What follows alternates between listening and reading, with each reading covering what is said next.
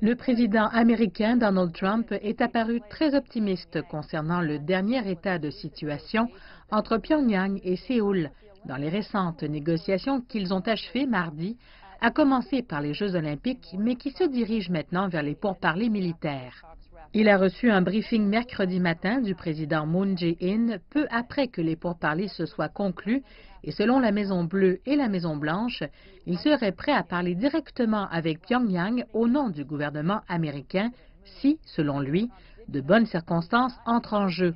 Selon le porte-parole du président Moon Jae-in, le président Donald Trump s'est engagé à ne pas mener d'action militaire dans la péninsule coréenne tant qu'il y aura un dialogue. Mais ceci n'a pas été confirmé par la Maison-Blanche. Néanmoins, il y aurait eu un engagement de la part du président américain.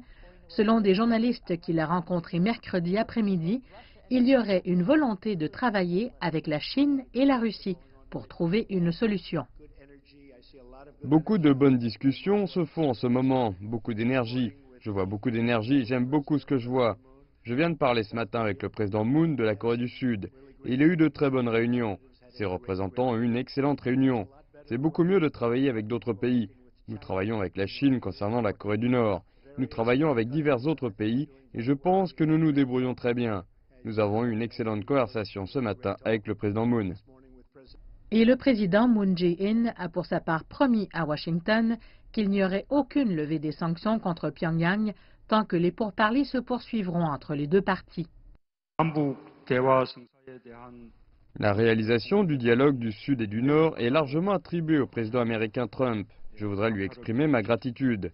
Le Sud n'a pas l'intention d'assouplir ses sanctions contre le Nord, hormis les sanctions internationales contre le Nord. La Maison-Blanche a également annoncé mercredi que le vice-président Mike Pence dirigera la délégation présidentielle aux Jeux olympiques d'hiver à Pyeongchang. Nous ne savons pas encore qui d'autre le rejoindra, mais nous savons qu'il rencontrera aussi les dirigeants de la République de Corée et du Japon lors de cette visite.